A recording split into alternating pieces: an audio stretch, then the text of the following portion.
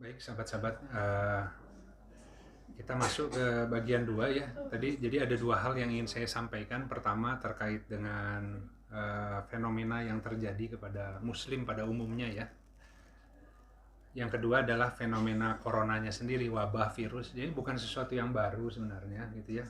Kalau kita baca hadis gitu ya, Al-Quran khususnya, itu bukan hanya umat ini aja gitu yang Allah uji dengan wabah, penyakit, virus dan sebagainya. Bahkan kalau kawan-kawan lihat di peradaban-peradaban banyak kok yang meninggal dalam partai banyak gitu ya, sekali meninggal gitu. Nah, kira-kira kalaupun yang meninggalnya banyak, kira-kira ada yang bukan ajalnya nggak? Ya, itu pertanyaannya. Sederhananya begitu. Sekarang kalau ada wabah melanda yang meninggalnya ratusan, ribuan, jutaan orang, apakah ada yang salah Allah tiba-tiba orang itu tuh belum ajalnya tapi karena nongkrong di dekat yang lagi sudah ajal ikut kena? Susah mati itu loh. Susah mati itu. Ya, harus dengar cerita orang yang bunuh diri bolak-balik nggak berhasil gitu karena belum ajal. Tapi mungkin cacat mungkin ya. Nah, loncat dari gedung tinggi akhirnya tapi nggak mati-mati, yang belum ajal kata malaikatnya, mau segimanapun rusaknya badannya tetap nggak akan mati. Jadi itu dulu pertama. Dulu ada kasus pesawat terbang ya, pesawat terbang kecelakaan juga ada aja ya, terus kita kan semua takut naik pesawat terbang ya. Nanti kalau naik pesawat, kalau nanti di atas mesinnya mati dan sebagainya gitu. Emangnya yang waktu itu kecelakaan, memang sebabnya memang kecelakaan, tapi itu karena sudah ajal. Nah, itu dicek ya, ketika yang meninggal dalam satu pesawat itu menarik kisah di belakangnya. Ada yang tiba-tiba nggak dapet tiket pas mau berangkat, ada yang cancel, akhirnya tiketnya jadi ada, dia beli. Yang cancel tiket, kenapa? Udah mau berangkat tiba-tiba ada musibah di rumahnya, jadi nggak jadi berangkat, akhirnya batal tiketnya. Wong belum ajal nggak boleh ikut. Ya, sederhana ya, kita kan nggak usah jauh-jauh kalau berpikir itu. Sekarang kalau misalkan ada virus yang tadi ya, yang merebak, kalau belum ajal kira-kira kena terus mati nggak gitu. Itu aja sesederhana itu ya. Itu nggak bisa maju, nggak bisa mundur. Kalau sebab itu bisa macam-macam. Dan kemudian bukan yang pertama kali terjadi di dalam peradaban itu. Nah, orang beriman harus cepat itu ngambil itunya, karena yang lain biasanya panik. Terus kita ke bawah-bawah sambil nggak punya pengetahuan. Tapi bukan nantang juga maksudnya gitu. Artinya ada sikap yang harus ditempuh, tidak boleh menyepelekan juga gitu kan, tapi juga tidak berlebihan gitu. Karena kita harus ingat dulu bahwa tidak ada yang terjadi begitu saja tanpa izin dan kehendak Allah. Nah, saya lihatkan beberapa ayat dulu sebelum baterainya habis ya. Jadi nanti saya jelasin tanpa ayat. Auzubillahiminasyaitonirrajim. Bismillahirrahmanirrahim.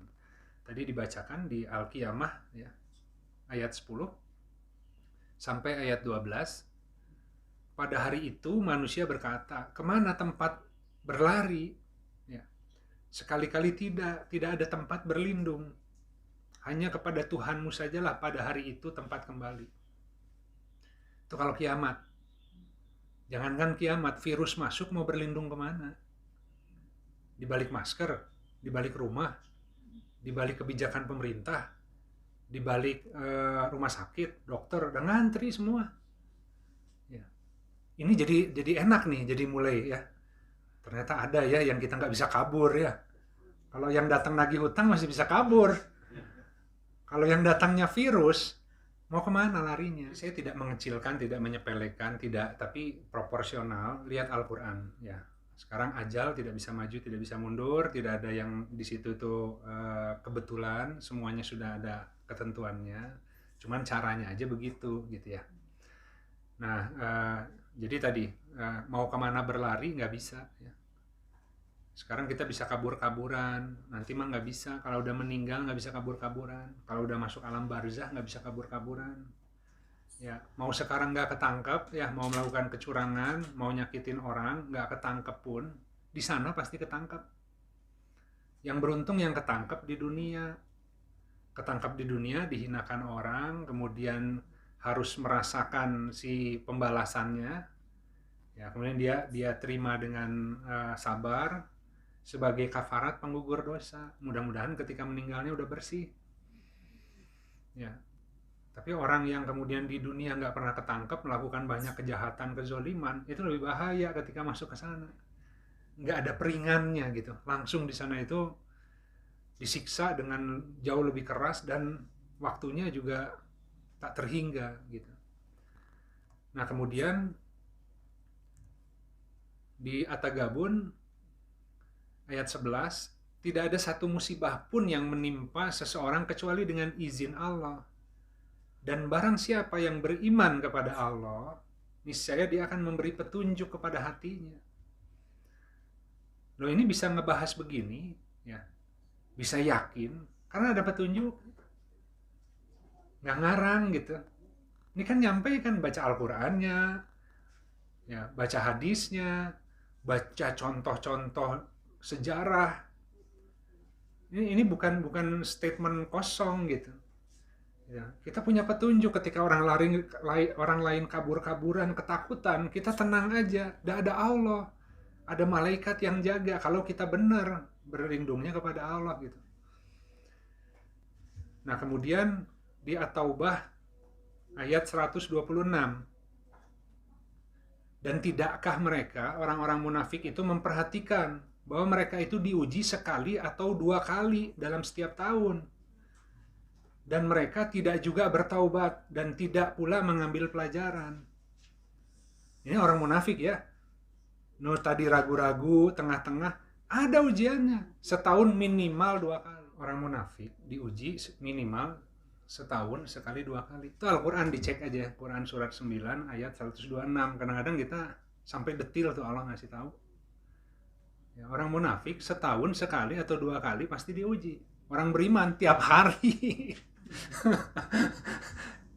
Jangan dulu salah tangkap ya. Wah, orang beriman gak diuji. Bukan, kalau orang munafik setahun sekali 2 kali. Kalau orang beriman setiap hari diujinya. Biar bisa cepet taubatnya dan ambil pelajarannya. Biar pinter. Ya. Kemudian As-Sajadah.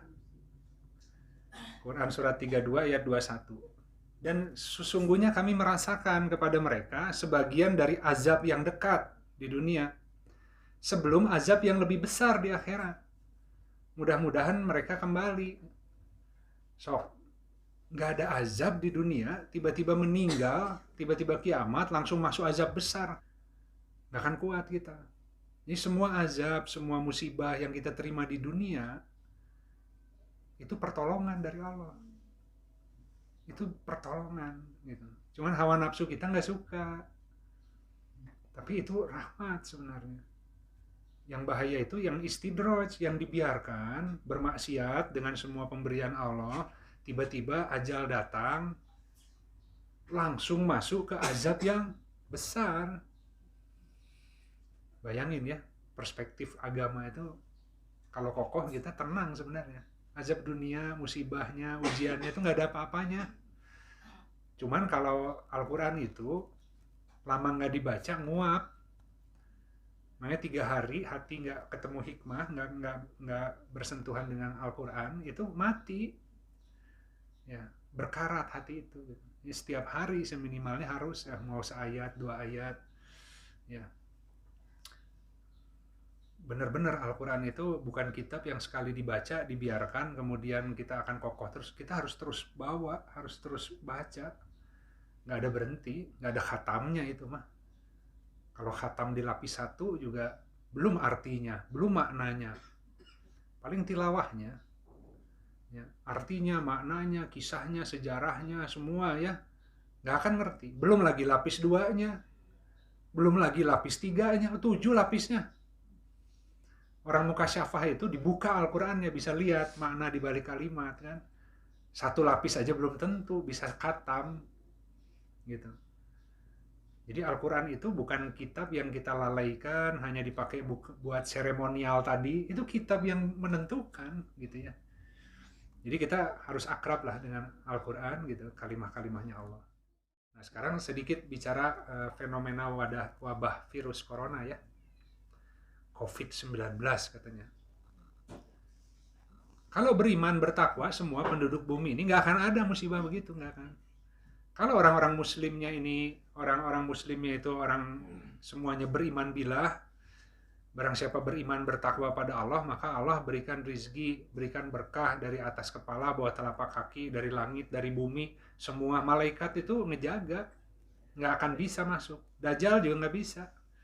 Makanya kisahnya dulu, ketika orang-orang yang beriman bersama Rasulullah dari Mekah itu mulai tumbuh, kemudian mereka disakiti dan diusir dari Mekah.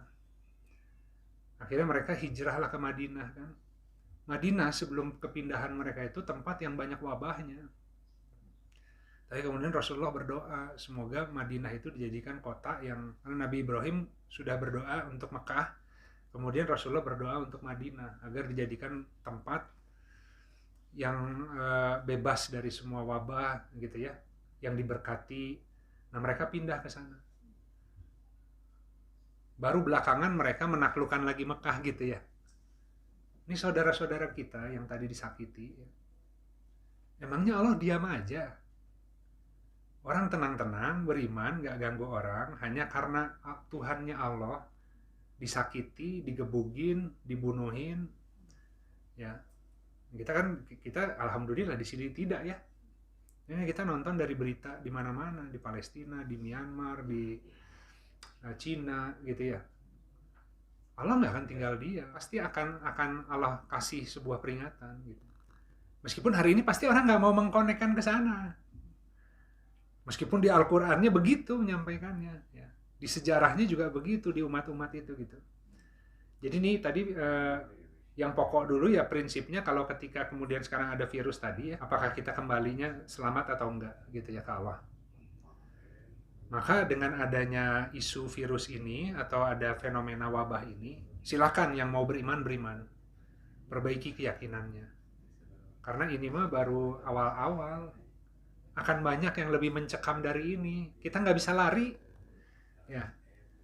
Masalah apapun nggak akan bisa lari kecuali ke Allah gitu. Jadi dari sekarang kita perbaiki keyakinan, keimanan kita gitu.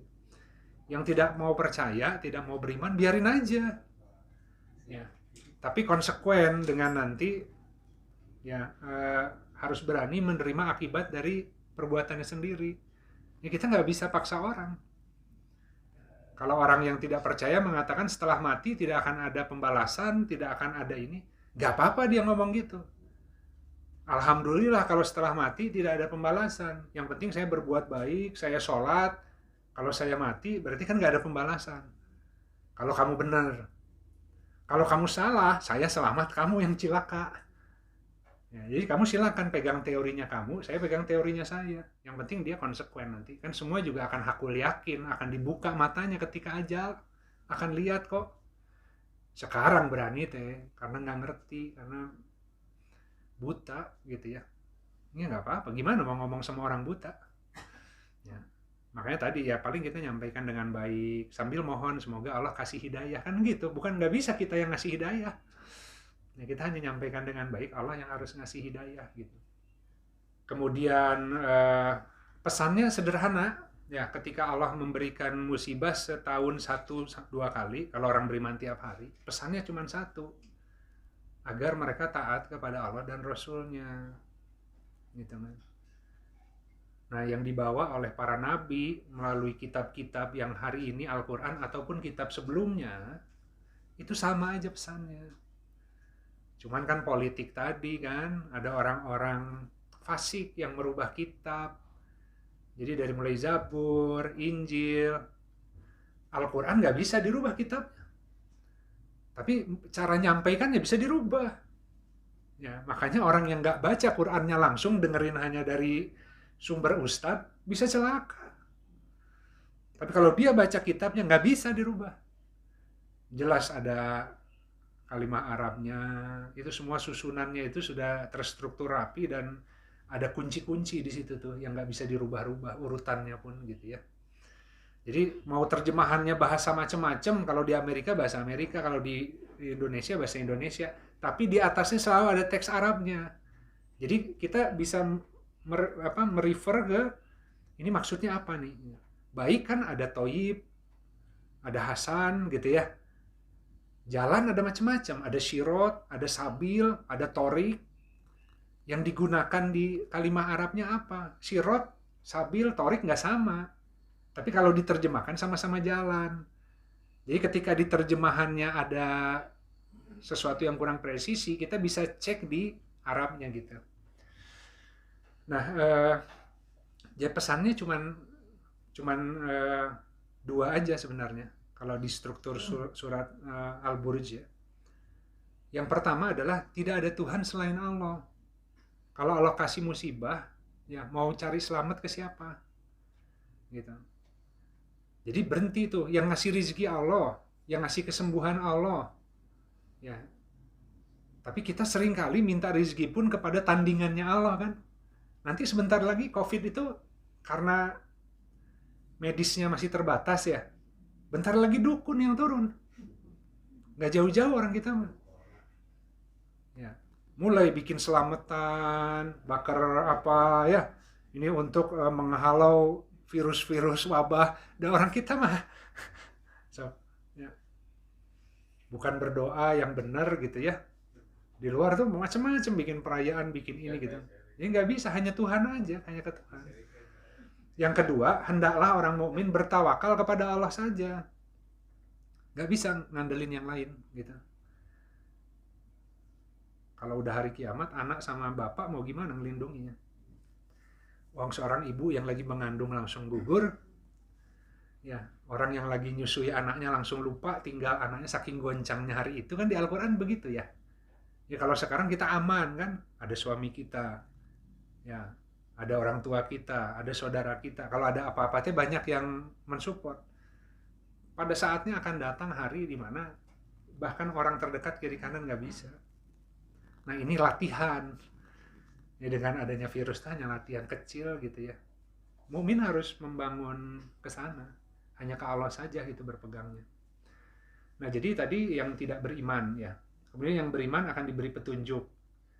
Dia bisa baca tema. Ya, gelaran itu tidak sekedar terjebak dengan virus sebagainya, tapi dia akan baca, ya, dia akan baca ada apa sih di balik itu ya. Ini ada pesannya, sahabat-sahabat. Ya, ini ada pesan dan ada makna gitu di balik itu. Jadi kalau nanti sahabat-sahabat mau belajar, baca tuh Quran surat Al-Buruj, Quran surat 85 ya, dari awal sampai habis gitu ya. Di Al-Buruj itu nanti akan cerita, ada dua kisah Nabi yang diceritakan di Al-Buruj. Yang pertama terkait Nabi Musa, kisahnya kaum Fir'aun. Yang kedua adalah kisahnya kaum Samud oleh Nabi Soleh. Jadi nggak akan jauh-jauh kisah wabah yang ada hari ini itu, karena sudah pernah dijelaskan di Al-Quran di dua kisah umat itu. Gitu. Jadi kisahnya Fir'aun itu ketika dibunuh anak-anak laki-lakinya. Ya dibiarkan anak-anak perempuannya yang hidup gitu. Jadi kalau kawan-kawan lihat di luar ya, di luar itu apa namanya?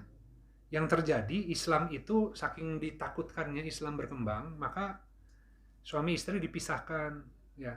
Di situ ada suami-suaminya dibunuh, disiksa, itu yang di camp itu begitu kan. Anak-anaknya dipisah, anak-anaknya kemudian dididik dengan cara yang supaya tidak agamis gitu kan ya. Dan yang perempuan-perempuannya dijadikan budak gitu. Serem loh, serem hari ini. Masa Allah diam aja? Ya. Itu kisah anak laki-laki dibunuh dan perempuan dibiarkan, itu agar ingin matiin Islam sekaligus gitu. Karena dia ingin memutus mata rantai. Gitu, ingin negara yang tanpa agama gitu. Karena agama dianggap racun. Karena kalau agama itu nggak bisa diajak kompromi masalahnya. Nggak bisa, kalau agama itu ada batas. gitu. Kita akan bicara mengelola buminya harus begini sesuai prinsip. Jadi nggak bisa diajak curang, diajak serakah, nggak bisa agama itu. Akhirnya buat beberapa orang itu mengganggu. Ya, gimana caranya harus dihabisin dulu Islamnya supaya investasi bisa masuk, bisnis bisa makmur menurut dia ya. Enggak, azab yang datang. Jadi itu di kisahnya Fir'aun, anak laki-laki dibunuhin semuanya. Itu kan panjang, ada 9 mukjizat yang Allah berikan. Ini kalau baca Al-Quran ya. Jadi orang sibuk corona ya kita baca Al-Quran melihat kasus kan. Itu dari mulai 9 mukjizat itu ada yang Allah kasih, kan itu tukang sihir zaman itu. Tukang sihir itu orang itu hidup dengan konsep yang salah, yang serba instan gitu. Apa-apa itu ingin langsung jadi. Kalau pengen kaya cepat masuk riba aja. Itu kayak sihir tuh dengan semua investasinya, dengan semuanya model pola pembangunan hari ini pokoknya gimana cepat semuanya, nggak usah bicara halal haram, yang penting ini demi masyarakat lah gitu. Ya, jadi semuanya itu dibangun, itu sihir. Tapi kemudian Islam datang, ya akan mengalahkan sihir itu dengan memberikan tadi kaidah-kaidah. Jadi nggak suka gitu kan ya, karena menghalangi gitu.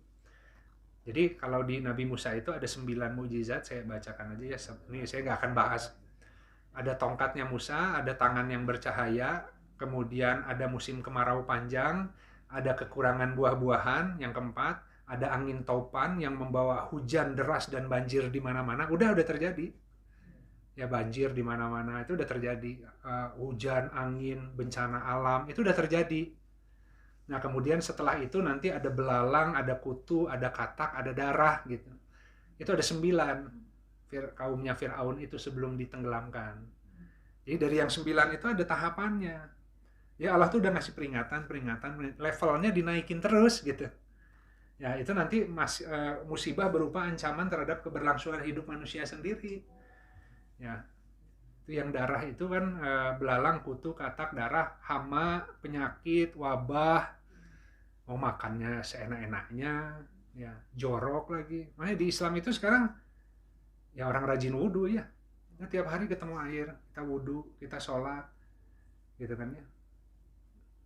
Kita juga kalau buang hadas, mau kecil, mau besar, ada tata caranya, harus pakai air. Di luar mah enggak. Kelihatan di luar aja bersih ya. Jorok gitu ya. Nah Islam itu udah ngajarin duluan melalui tadi ya sunah-sunah sederhana itu loh ya. Makannya juga harus mengukur gitu kan.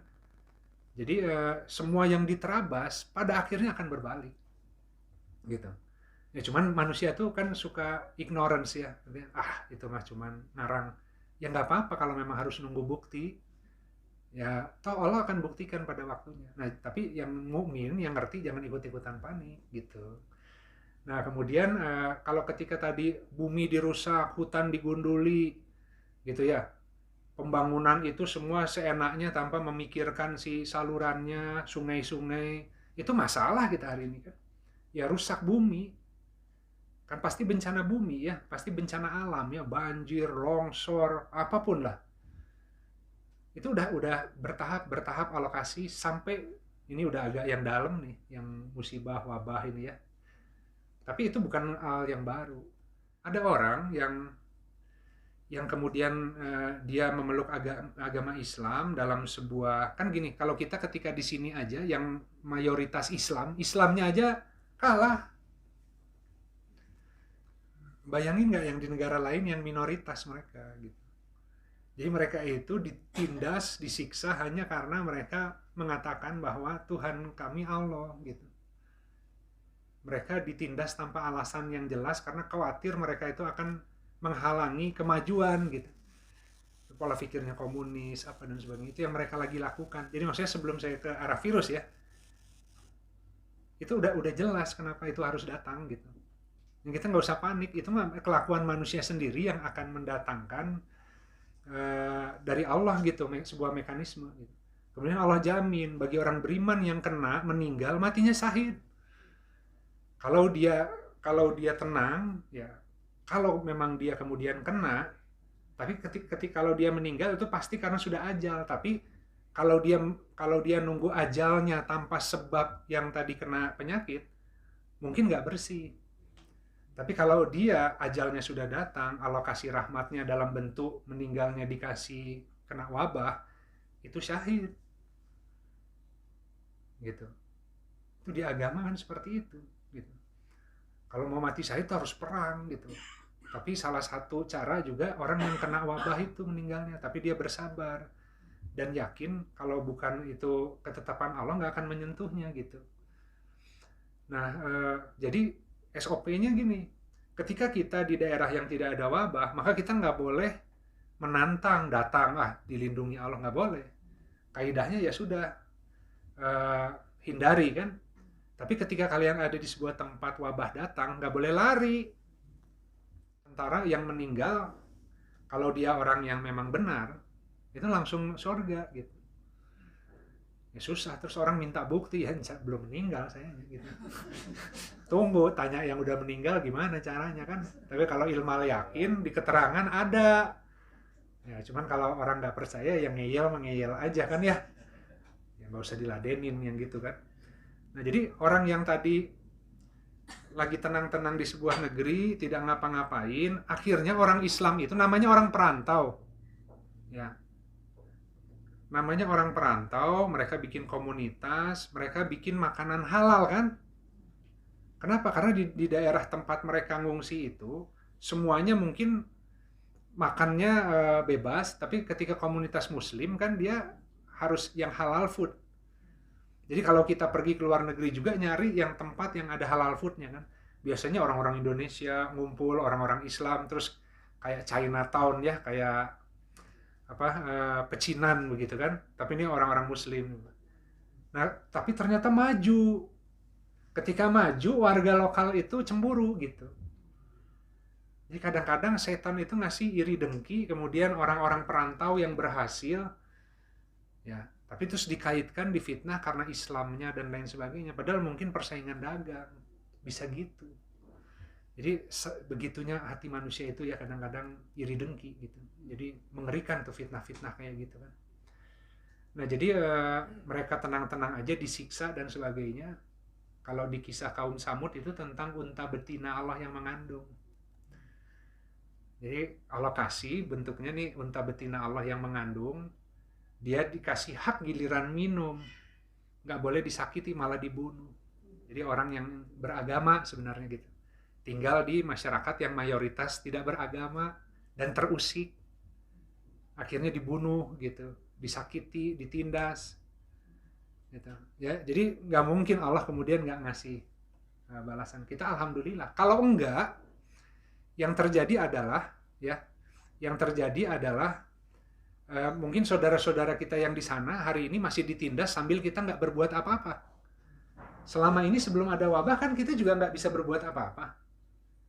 Ya kita cuma nonton dari Facebook, dari berita ya, dari ini ya, bahwa di luar negeri itu banyak saudara-saudara kita yang ditindas. Nah ketika sekarang alokasi, ya alhamdulillah. Ya mungkin sebagian dari mereka ada yang meninggal, hilang dari penderitaan dunianya yang disiksa, dikurung tadi. Ya kemudian mereka selesai penderitaan dunianya dan mereka tetap menyatakan keimanannya sampai akhir, malah mereka yang selamat husnul khotimah. Kan kita nggak pernah tahu gitu. Kita cuma melihat mereka, kasihan ya mereka yang di sana ditindas. Kita yang kasihan. Ya, nggak ada virus, semuanya enak, nyaman, lalai. Tiba-tiba meninggal, datang ajal, kita yang repot. Mereka mah selamat. Jadi harus hati-hati bacanya gitu. Nah gitu sahabat-sahabat. Jadi terakhir. Jadi tadi itu saya ngasih fenomenanya yang di Muslim, kemudian fenomena virus sendiri. Sudah ada kisah-kisahnya di Al-Quran, ya kita harus belajar dari kisah itu. Kemudian yang terakhir adalah gimana nyikapinya nih secara lapangan ya. Ini yang penting mungkin gitu. Jadi kalau orang Islam itu sikapnya bukan pasrah. Tapi sikapnya itu adalah berserah diri dan tawakal. Pasrah dengan tawakal nggak sama. Ya. Jadi kita berserah diri dan bertawakal prinsipnya tawakal, ikat dulu tali untanya. Kalau ada masker beli, kalau lagi di keramaian pakai, kalau nggak ada masker ya nggak usah pakai, gitu. Jadi jangan dibikin susah gitu, tapi juga jangan disepelekan gitu kan ya. Nah jadi sikapnya bukan pasrah tapi tadi berserah diri dan tawakal. Yang pertama yang harus dilakukan, kembali kepada Allah dulu. Jadi sebelum beli masker, sebelum cari sanitizer, sebelum belanja-belanja takut nanti diborong orang nggak kebagian, kembali ke Allah dulu sebelum itu dilakukan ya. Kembali ke Allah dulu, taubat, istighfar, berdoa. Bahwa ternyata kematian itu bisa kapanpun datang. Ini jadi pengingat zikrul maut aja buat kita. Yang namanya wabah itu Allah mah bisa macam-macam bentuknya ya. Nah ini kita jadi diingatkan bahwa ketika wabah yang masuknya nggak bisa lari, nggak bisa cari perlindungan, mau ke pemerintah, mau ke dinas kesehatan, nggak bisa. Hanya ke Allah. Yang selama ini kita itu selalu ngandalin selain Allah. Karena yang ngejar-ngejar baru debt collector, belum virus kan. Nah alhamdulillah itu kita jadi ingat taubat, istighfar, dan berdoa. Yang kedua, perbanyak sedekah. Sedekah itu menolak bala. Ya, malaikat bertanya kepada Allah, apakah ada makhluk yang lebih kuat daripada gunung? Kemudian Allah menjawab. Allah berfirman bahwa ada, yaitu besi. Yang lebih kuat dari besi, api. Yang lebih kuat dari api, air. Yang lebih kuat dari air, tanah. Ya, kan kalau gunung tuh pakai beko habis tuh. Gunung-gunung di Jawa Barat tuh pakai beko diambilin jadi rumah, jadi ini kan kalah sama besi gunungnya yang kuat gitu. Tapi besi dipakai api meleleh. Tapi kemudian ditutup begini. Sebelum bertanya lebih jauh, maukah aku jelaskan kepadamu apa yang lebih kuat dari semua itu? Yaitu sedekah yang diberikan oleh tangan kanan, tangan kiri nggak tahu.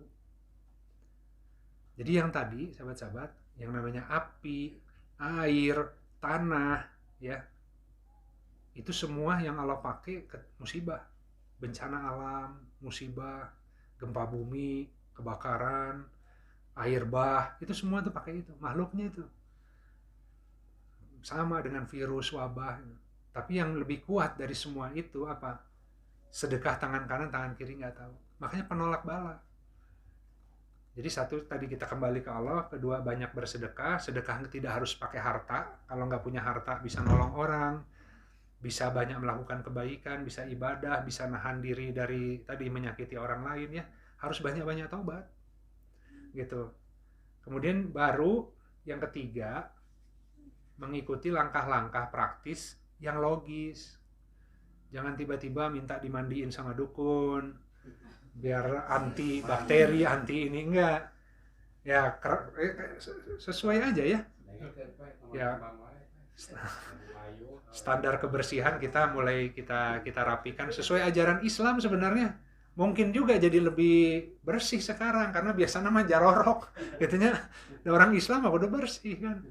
Mandi, wudhu dan sebagainya, pakaian juga untuk sholat kalau ada khusus. Ya, jadi habis dari luar nanti ganti dulu baju takwana. Itu akan bersaksi buat kita karena pakaian itu ya. Jadi kalau kita mengamalkan sunnah-sunnah tentang kebersihan dan sebagainya, jangan-jangan selama ini kurang ngamalkan, makanya Allah kasih tuh. Ya.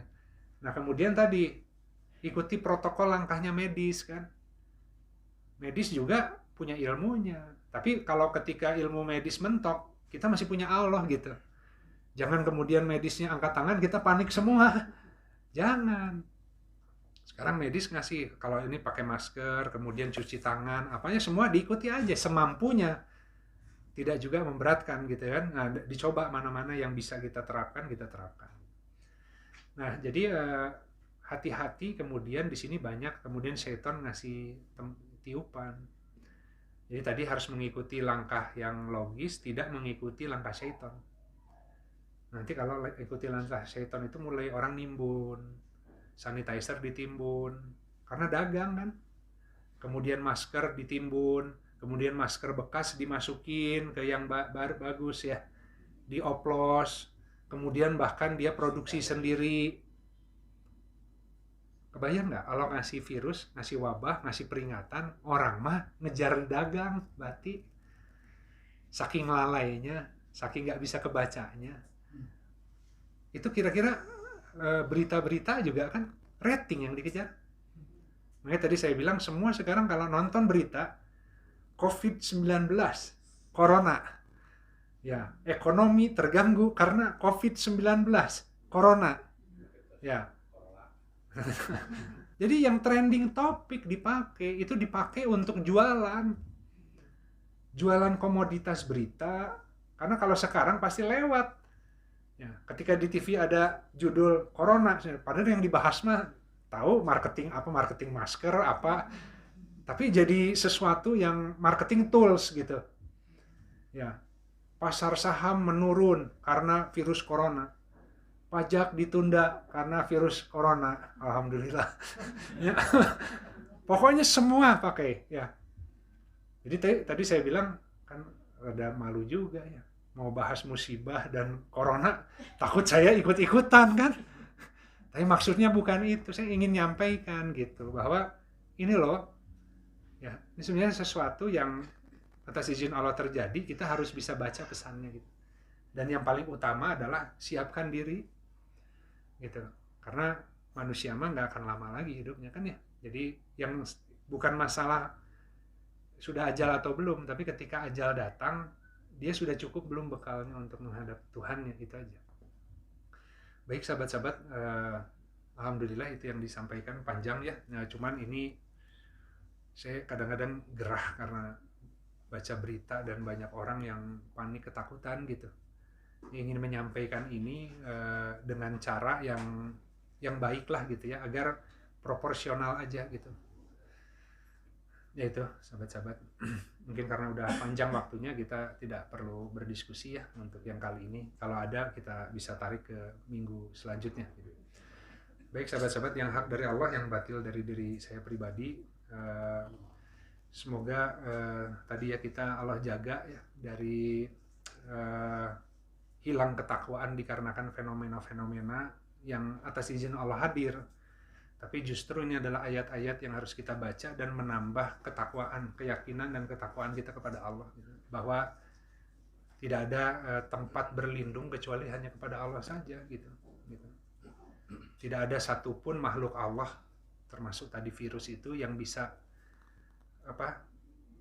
menyakiti, menimpa, mendatangi seseorang kalau Allah tidak izinkan. Ya, itu. Baik, kita sama-sama akhiri kajian siang ini dengan beristighfar pada Allah, dan kita tutup dengan kafaratul majlis. Astaghfirullahaladzim alladzi la ilaha illa huwal hayyul qayyum wa atubu ilaih.